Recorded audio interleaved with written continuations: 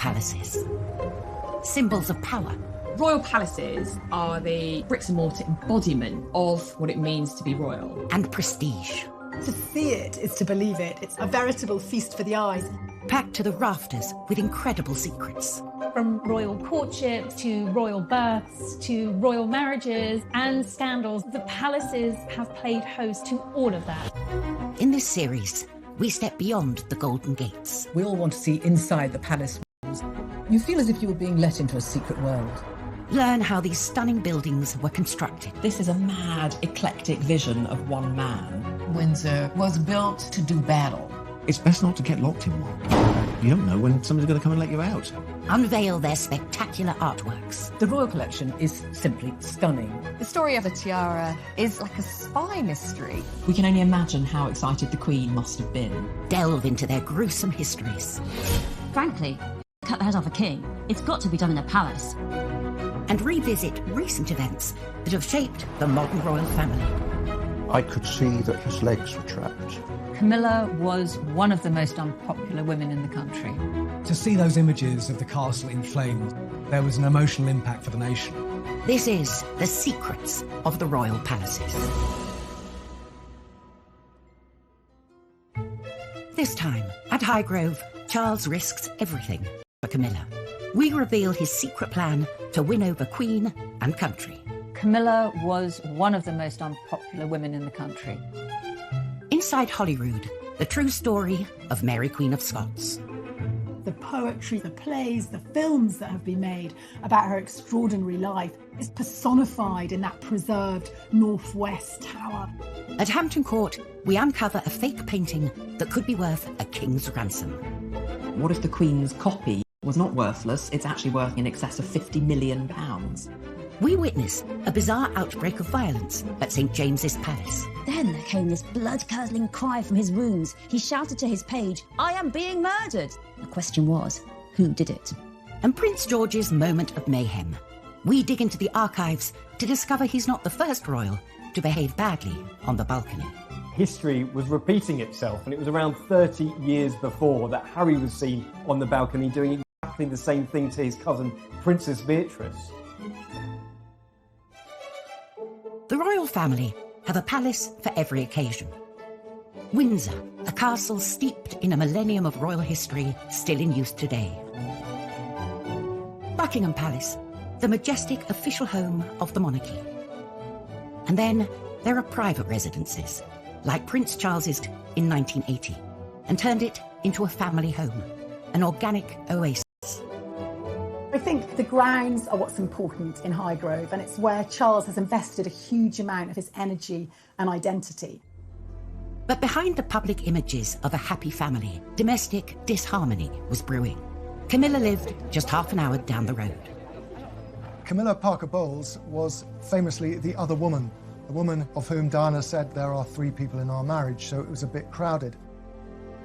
Camilla was this scarlet woman that pretty much the whole nation hated. When Charles and Diana separated, Camilla quickly became a regular at Highgrove. Charles's public affair and messy divorce had damaged the monarchy. And following Diana's tragic death in 1997, the family hit a new low. People were devastated by Diana's death, and they blamed Camilla. Camilla was one of the most unpopular women in the country. And the Queen seemed blamed Camilla too, steadfastly refusing to acknowledge her. The Queen was distancing herself from this woman to protect the integrity of the crown and to support the throne. She was a dangerous, destabilising influence on the throne. And so started a tale of 2 palaces at war over this one seemingly irreconcilable issue. At Buckingham Palace, the position was clear.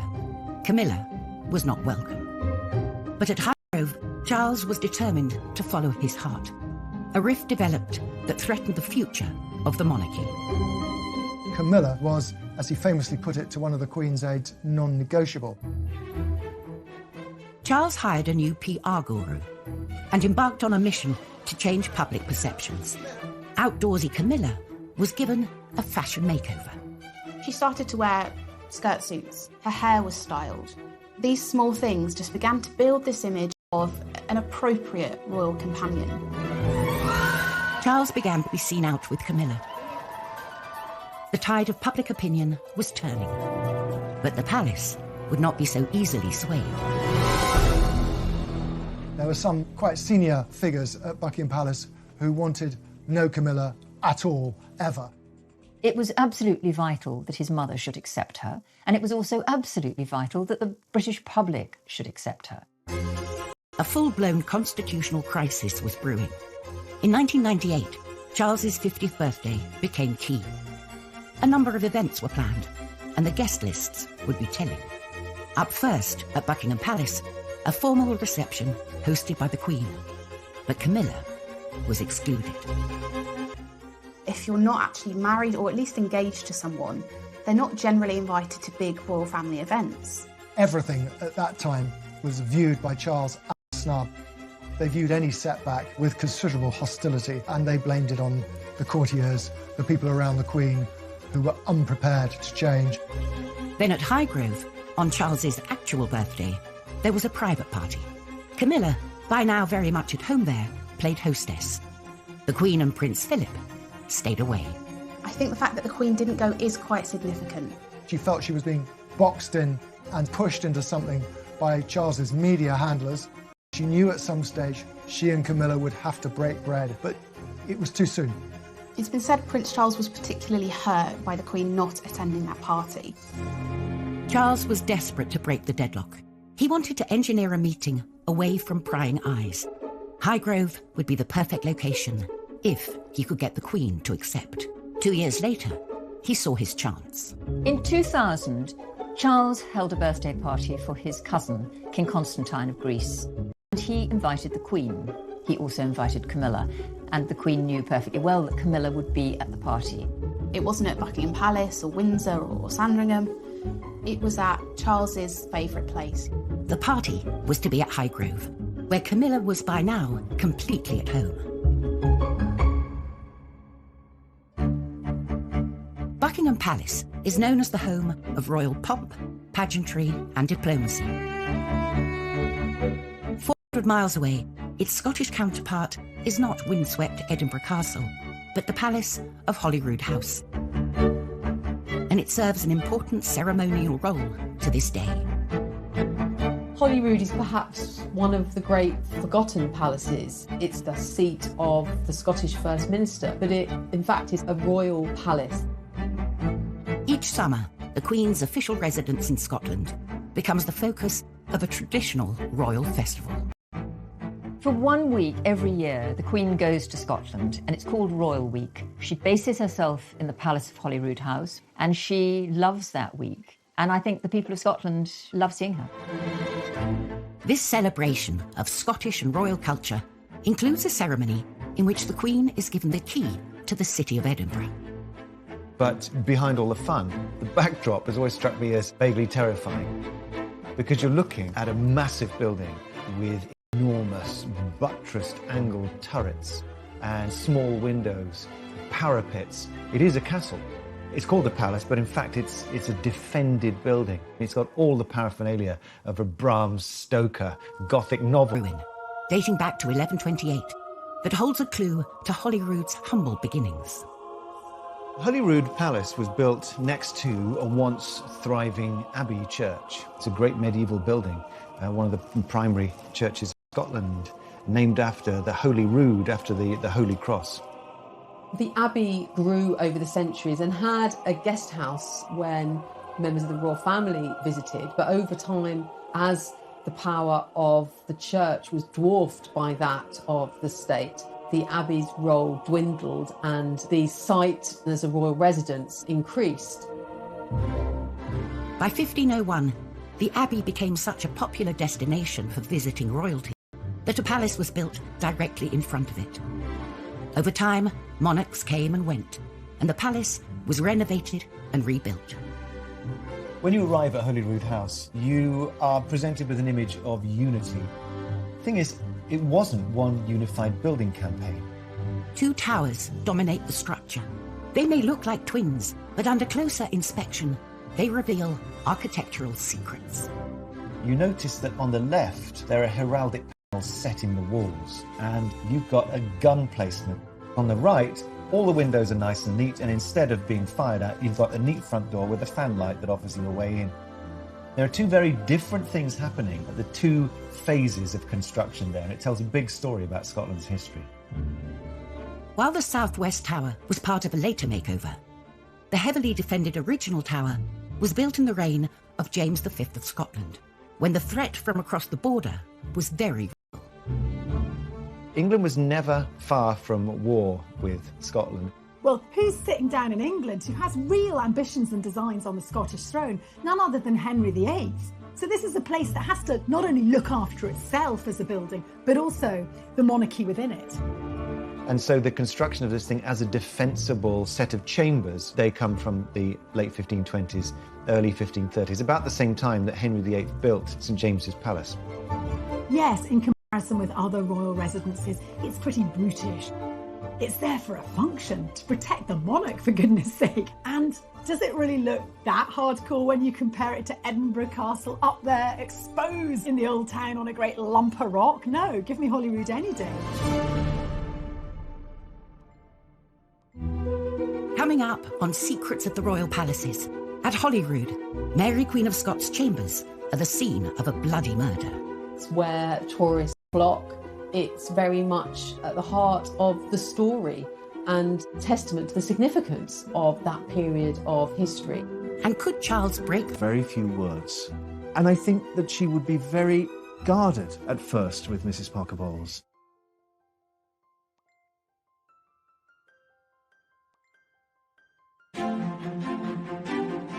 Britain's famous royal palaces bring in almost 3 million visitors from across the globe each year. Along with favourites, Buckingham Palace and Windsor Castle, Holyrood in Edinburgh is among the most popular royal palaces. Holyrood House, the Queen's official residence in Scotland, has one of the bloodiest histories of all palaces, and that was because of the reign of Mary Queen of Scots. The oldest part of the palace is the 16th century Northwest Tower. Here, up a narrow winding staircase, are chambers that still hold Mary's secrets. Mary Queen of Scots is one of the most infamous Scottish figures and probably the most famous Scottish queen. The poetry, the operas, the plays, the films that have been made about her extraordinary life, but it's sort of personified in that preserved Northwest Tower. Original features, like the ornate oak ceiling, survive from Mary's torrid time here. Now, Mary Queen of Scots, she really chose some of the worst husbands in royal history. I know there's competition, but she chose some baddies. Following the death of her first husband, the young King of France, Mary married Lord Darnley and fell pregnant. But Darnley was not to be trusted. Lord Darnley, almost as soon as he married her, started turning against her, plotting against her, and really trying to seize power from her. One of the defining moments of her reign is this cold-blooded murder, instigated by her husband, Darnley. 8 p.m, Saturday the 9th of March, 1566. Mary was dining in her chambers with her ladies and her private secretary, and great favourite, David Rizzio. You know, she was heavily pregnant. Then suddenly, Darnley and loads of Scottish lords break into Mary's room and they seize Rizzio. Mary, she's terrified. She's 6 months pregnant, one man weighs a gun at her pregnant stomach. Darnley and the lords are jealous of Rizzio. They drag him away from Mary. In front of her eyes, he's murdered by not just one or two, but 56 stab wounds, dragged across, I think, the bedchamber floor, tossed down the stairs. It was a red herring, the whole Rizzio thing. It was Mary they wanted. The lords wanted to take Mary prisoner and steal power and put her baby on the throne. Mary is under arrest. Her beautiful palace of Holyrood that she has loved and decorated with her tapestries and all her furniture, it is now her prison. Eventually, Darnley relented and helped Mary escape. A year later, married at Holyrood, but no happy ending. She was deposed and she fled into England in the hope that Elizabeth would help her. Instead, she was imprisoned for 19 years and finally executed. The tower has been preserved, and the tower is very much synonymous with Mary Queen of Scots and indeed that tragic murder. And in many ways, it's this iconic site in Scottish royal history. To this day, they sort of invite you to look for the bloodstains. It's almost like a badge of honour that this castle lived. It was a proper castle that earned its stripes where blood was shed. Holyrood Palace is not the only royal residence with a history of marital problems. At Highgrove, Prince Charles had invited his mother to a birthday party for King Constantine of Greece, and Camilla would be there, not just as a guest, but effectively as hostess. The Queen was going to find it very difficult to decline an invitation to King Constantine's party, and that meant she'd had to go literally step inside Highgrove, which by then was very much Camilla's domain. As 100 discreet VIP guests arrived at the Orchard House Highgrove for an organic barbecue lunch, the stage was set for this make-or-break summit. The Queen and Camilla had not spoken for many years. Even those in the know couldn't predict quite how the Queen would react. I think the meeting with the Queen and Camilla for the first time would have been very formal. The Queen watches very closely. The Queen is a lady of very few words. And I think that she would be very guarded at first with Mrs. Parker Bowles. I believe that they shook hands. Camilla curtsied. They had a brief chit-chat together, and then they went their separate ways to different tables at the lunch. Though secretive, the Highgrove meeting was clearly a success. What they talked about, what happened, we don't know very much, but it was a significant moment in that whole campaign to make Mrs. Parker Bowles, as she still then was, acceptable to the public and ultimately a potential bride for the Prince of Wales. From that moment on, Camilla began to be seen at royal events. In the Royal Box, Buckingham Palace, at Balmoral and Sandringham. Prince Charles's strategy had worked. They appreciate her in a way for the stability she's brought Charles, the calmness. So much so that after a civil ceremony in 2005, their marriage was blessed in St. George's Chapel, Windsor, with the Queen and Prince Philip in attendance. Camilla has been hugely important to him for many, many years, and he... 2 months later, Camilla hit the royal big time, with her first ever appearance on the famous Buckingham Palace balcony. And at last, the tale of two palaces was over, and harmony was restored in the House of Windsor. These days, nearby Kensington Palace is a model of gentility and decorum. But during the reign of William of Orange and Mary II, it gained a surprising reputation as a debauched and downright dirty party palace. Crowned in 1689, William and Mary wanted a home outside polluted London. So off they went to Kensington, which was then a lovely country village. And they bought Kensington House to turn into a palace. And that meant receptions, that meant dinners, and that meant balls. Balls were huge occasions, 600 people would turn up, and no one did washing in the 17th century, early 18th century. It was seen as bad for the body. So no one washed themselves, no one washed their clothes, and worst of all, there were actually no official loos. So what you actually see are people, when they go to the ball, just relieving themselves in corners. If there's a bucket, all the better. But if there's no bucket, just go to the loo. And, actually you couldn't see. So, if you're a lady in one of those great big dresses, she can just be standing there and you wouldn't realise that she's a weed on the floor.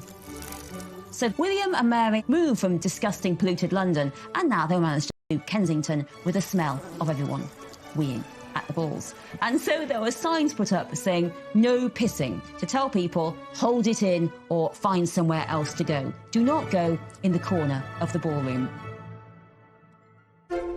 One of the finest art collections of all the palaces is at Hampton Court and was curated and purchased by Charles I. Charles had an incredible love of the arts. That had been really instilled in him by his father, James I. He saw the power of having a prestigious art collection, how it could project this image of the monarchy as supremely cultured and powerful. It was Charles who invested in the Renaissance and Baroque masterpieces that hang pride of place on palace walls today. In 1629, Charles added substantially to the collection when he spent £18,000, a huge amount of money, on 400 works of art from the Italian Gonzaga family collection. 8 years later, he bought another piece prestigious piece, The Calling of Saints Peter and Andrew by maverick Italian painter Caravaggio. The painting shows Jesus as he meets the future apostles Peter and Andrew while they're still fishermen. It's got those dramatic effects of light and shade, but also this is the moment of greatest psychological tension as the brothers are just about to decide to leave their life behind, drop their nets and follow Jesus. Questioning its authenticity. Charles I bought this painting believing it was an original Caravaggio, and perhaps because it was such a good picture, it was copied at the time. There are only 50 paintings surviving by Caravaggio, so for this to have been an original, it really wasn't felt that that was the case. The picture was dramatically demoted, and it was now thought to be one of those copies, and that view prevailed for about 350 years. For centuries, the picture lay hidden in a dusty storeroom in Hampton Court Palace. Until one day, something changed. The story goes back to 1987 when an Italian curator suddenly asked a bold question: what if the Queen's copy was in fact the lost original? The painting was taken in for conservation work. It was very dirty. There were layers and layers of varnish that had built up.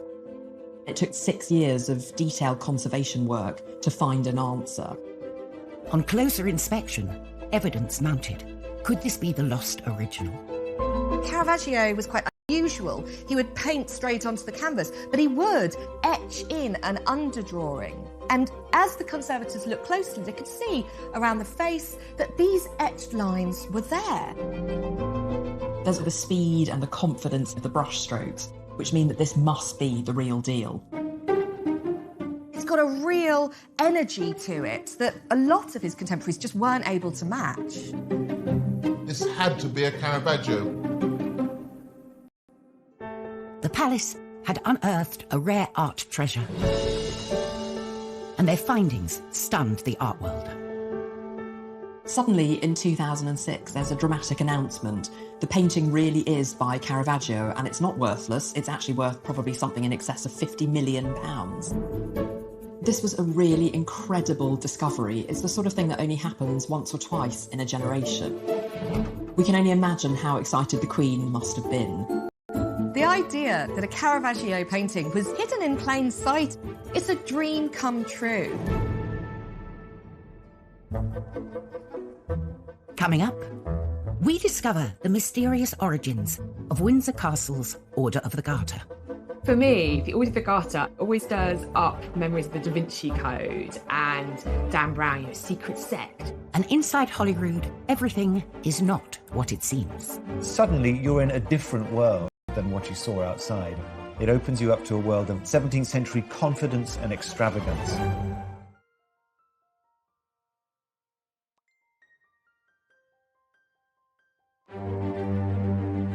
In Edinburgh, the Palace of Holyrood House has all the formidable features of a mighty fortress. You're in a different world than what you saw outside. You go up an open well staircase. It's got light streaming into the middle of it from not one, but 2 tiers of windows. The white walls bounce the light around. The great plaster ceilings above you create a sense of looking up into the heavens. And the walls are lined with 16th and 17th century tapestries. They're rare and expensive things, and they tell you that you are past the point of defense. You have entered into the protected realm. It's a beautiful 17th century ensemble of rooms, as good as anywhere in Britain. Opulent interiors were born out of a period of great turmoil. Holyrood had been gutted by an occupying Republican army, led by one Oliver Cromwell. We know that Oliver Cromwell billets his men there and doesn't really treat it with due respect. For crying out loud, this guy's a Republican. It's all about the barrel of the gun and the good word of the Lord. And it's not about the sort of flash symbols of monarchy, far from it. When the monarchy was restored, new King Charles II wanted to make a statement with a bold reinvention of Holyrood, hiring renowned classical architect Sir William Bruce. It was he who complemented the old tower with its symmetrical counterpart. And behind that, he set out a courtyard around which was a succession of state rooms. You start off at the top of the stairs with a presence chamber and then go through to a privy chamber of increasing richness. And the privy chamber chamber holds yet more scandalous surprises. There are works of art from some Dutch masters, and you'll see things like naked bathers by a Dutch artist called Jacob de Vet. This is so racy that Queen Victoria couldn't see it, so it was covered with a mirror glass when she visited in the middle of the 19th century. Charles II, just like his father, understood the power and prestige that art can convey. The most striking room in his redesigned palace is the 44-metre-long Great Gallery, lined with portraits of real and legendary kings of Scotland. Holyrood is obviously the place where great important visitors are hosted, great state occasions are held.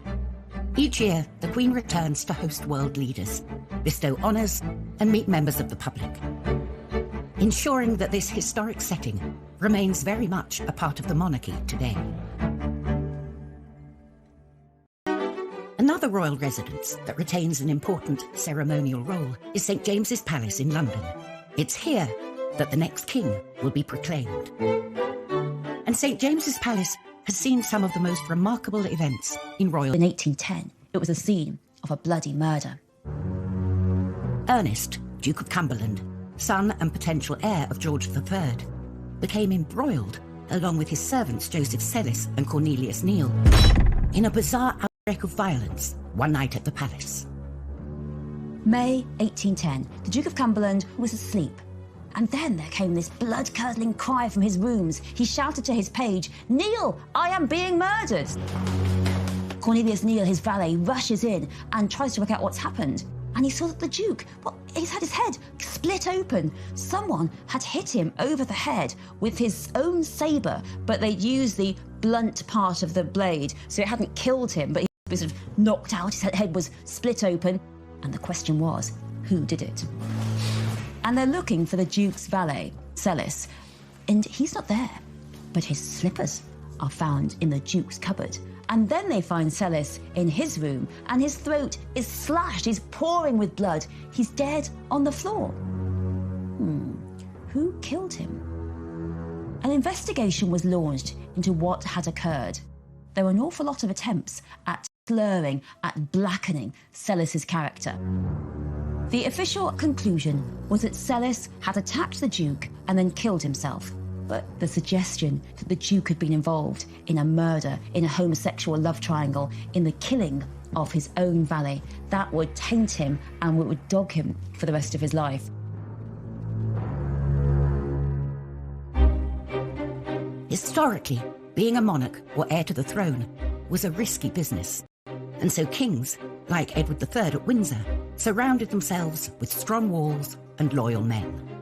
In 1348, Edward, who was obsessed with Arthurian legends, founded the most noble order of the Garter, a mysterious brotherhood of knights that lives on to this day. The Order of the Garter is the highest order of chivalry in England, and in fact it's the oldest order anywhere in the world that's been in continuous existence. It's a group of 24 people who are fiercely loyal and swear to protect the king and country.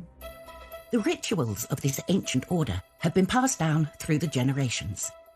Every year, on the traditional Garter Day, the Queen, knights and ladies process through Windsor Castle to St George's Chapel to attend a special service. It's members of the royal family dressing up in the most ridiculous costumes, with hats, with feathers, processing down to Windsor Castle. It is a picture opportunity for the wives mainly, like Camilla and Kate, to laugh at their husbands. Beyond... I don't think we really, as a nation, have much idea of what it's all about. For me, the Order of the Garter, I don't know quite why, always stirs up memories of the Da Vinci Code and Dan Brown's secret sect. Since the earliest records of the order were destroyed by fire, little is known about its true origin and purpose. The spiritual home of the order has remained St George's Chapel, Windsor. The banner of every living member is displayed here. These are the flags of the knights and ladies of the Order of the Garter. Now, when a new knight or lady gets invested, they get given their own heraldic flag. Today, the Queen chooses members from a variety of backgrounds in recognition of their public service. And new banners are drawn up by the College of Arms. The flags are 5 foot square, they are all handmade and meticulously hand-painted, and they're full of personal symbols that relate specifically to the history and life of the person who's just been brought into the order. Mary Peters, for instance, who won the pentathlon in the 1972 Olympics, has the Olympic rings in the centre of her flag. John Major has a portcullis, the symbol of the Houses of Parliament, and on top of that are 3 cricket balls to reflect his passion for the game. The 24 loyal knights and ladies are joined in the order by another very select group. Some members of the royal family act as extra members, and the Queen Mother was one of those. The royal standard of Queen Elizabeth, the Queen Mother, combines the royal standard of her husband, King George VI, with her own family coat of arms, the Bowes Lions. So she has lions represented, but also 3 bows. The Queen Mother's standard hung in the chapel for 66 years. Upon her death, it was taken down to make way for a new member. Prince Charles, who was particularly close to his grandmother, couldn't bear to be parted from it. Anyone who goes to Clarence House, one of the first things that they will see as they come in through the front door is the banner hanging there. Every time he saw it, it would act as a reminder of his beloved grandmother. And so this national treasure continues to fly inside its new palace home. Still to come, we discover a disturbing royal grave robbery at St. George's Chapel, Windsor. If you thought that the only tomb raider out there was Lara Croft, well, there's another one, and that was the Prince Regent, future King George IV. And we catch royal kids behaving badly at Buckingham Palace. George starts belting his best rendition of God Save the Queen. Suddenly, Savannah realises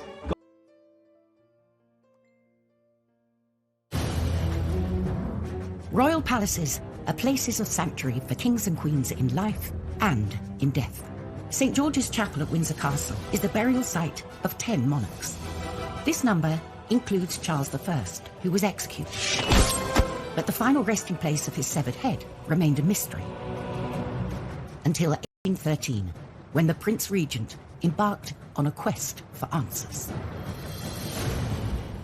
If you thought that the only tomb raider out there was Lara Croft, well, there's another one, and that was the Prince Regent, future King George IV. The Prince Regent had become obsessed by Charles I, executed in 1649. Was Charles I's head attached or not? Had it been sewn back on? And this question became the equivalent of that crossword clue you just can't solve.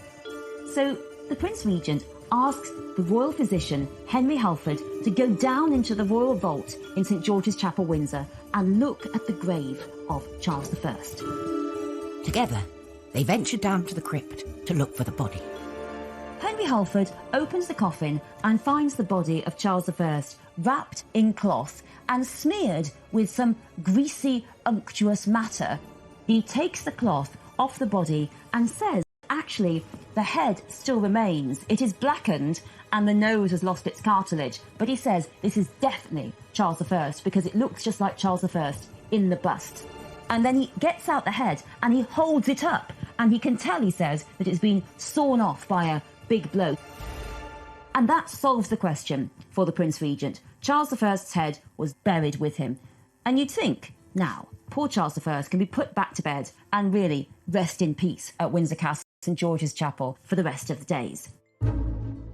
But no, Henry Halford has found this all rather thrilling and decides to take a souvenir for himself. So he takes the 4th vertebra of Charles I's neck, puts it in his pocket and saves it, and he passes it round at dinner parties. So thanks to the Prince Regent's crazy obsession with whether or not Charles I's head was on or off, St. George's Chapel at Windsor Castle becomes the scene of a real grave robbery. The fate of Charles I at the hands of Parliament is a stark reminder that the monarchy depends upon the will of the people. Today's royal family is more focused than ever on allowing the public into their palaces and their lives. The Queen has always said they must be seen to be believed, and that is the central point of her ethos for the monarchy. They must be seen in public. Since the reign of Queen Victoria, the balcony at Buckingham Palace has been the stage for iconic royal appearances. The Queen's coronation, and more recently, William and Kate stealing a kiss on their wedding day. Not only is it a symbol of the British monarchy, it's kind of become a symbol for Great Britain itself. Such is the significance of this hallowed platform. Even palace insiders are in awe of it. I've actually been in the room where the balcony is. I find it quite daunting thinking how many royals have come into this room and walked onto that balcony. I will assure everyone that I did resist from kind of doing the kind of little wave when I was at the window, even though I wanted to. Being up on such a stage is the ultimate test for any royal, especially the younger generations. Of course, the balcony had one of the shots of William and Kate's wedding, and I'm not talking about the kiss. It was the lovely little bridesmaid who looked really cheesed off, her head in her hands, at having to stand out on that balcony for so long. June 2018, on the Queen's official birthday, thousands lined the Mall to see the trooping of the colour and to catch a glimpse of the royals on the balcony. It's one of the few times each year that the whole royal family can get together. You know, more than 40 people at times. The Queen with her children, her grandchildren, and even her great-grandchildren. They play the national anthem to appreciate the monarch, essentially. Of course, the crowds will sing along, but the royals, they don't. They stand to attention and respect the anthem. At the front of the balcony, Prince George was next to his older cousin, Savannah Phillips. The royals are being very stoic when suddenly Savannah starts conducting the band.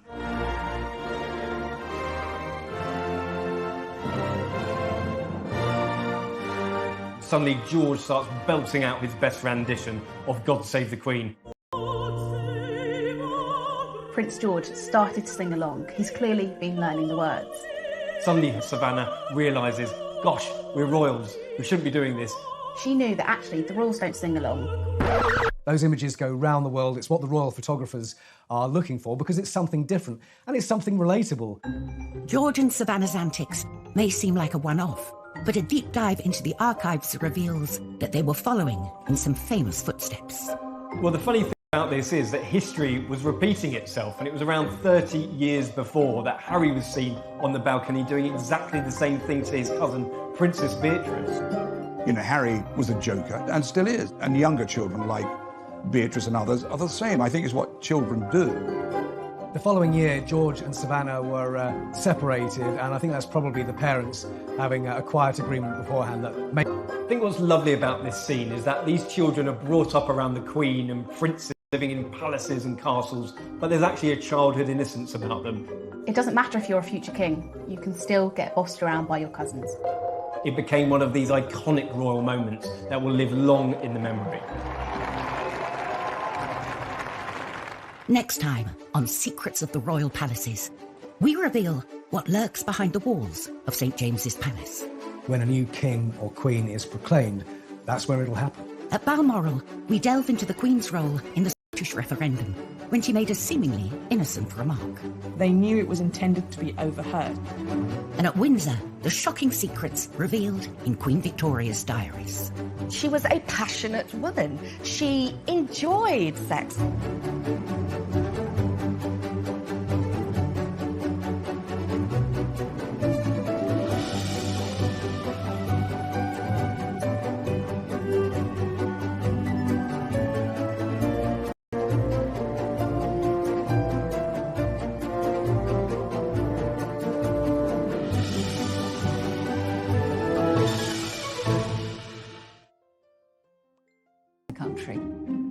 And the Queen seemed blamed Camilla too, steadfastly refusing to acknowledge her. The Queen was distancing herself from this woman to protect the integrity of the crown and to support the throne. She was a dangerous, destabilising influence on the throne. And so started a tale of two palaces at war over this one seemingly irreconcilable issue. At Buckingham Palace, the position was clear. Camilla was not welcome. But at Holyrood, Charles was determined to follow his heart. A rift developed that threatened the future of the monarchy. Camilla was, as he famously put it to one of the Queen's aides, non-negotiable. Charles hired a new PR guru and embarked on a mission to change public perceptions.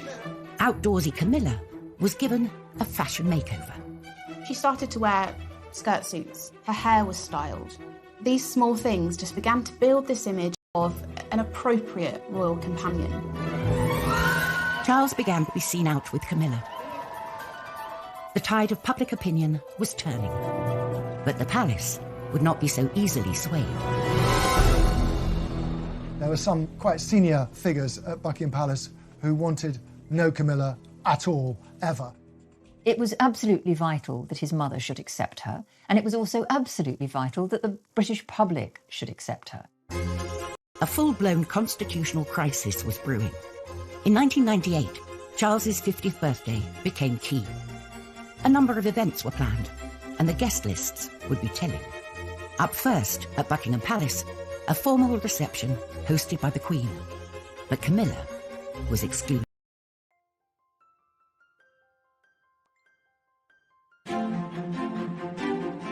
Britain's famous royal palaces bring in almost 3 million visitors from across the globe each year. Along with favourites, Buckingham Palace and Windsor Castle, Holyrood in Edinburgh is among the most popular royal palaces. Holyrood House, the Queen's official residence in Scotland, has one of the bloodiest histories of all palaces, and that was because of the reign of Mary Queen of Scots. The oldest part of the palace is the 16th century Northwest Tower. Here, up a narrow winding staircase, are chambers that still hold Mary's secrets. Mary Queen of Scots is one of the most infamous Scottish figures and probably the most famous Scottish queen. The poetry, the operas, the plays, the films that have been made about her extraordinary life, but it's sort of personified in that preserved Northwest Tower. Original features, like the ornate oak ceiling, survive from Mary's torrid time here. Now, Mary Queen of Scots, she really chose some of the worst husbands in royal history. I know there's competition, but she chose some baddies. Following the death of her first husband, the young King of France, Mary married Lord Darnley and fell pregnant. But Darnley was not to be trusted. Lord Darnley, almost as soon as he married her, started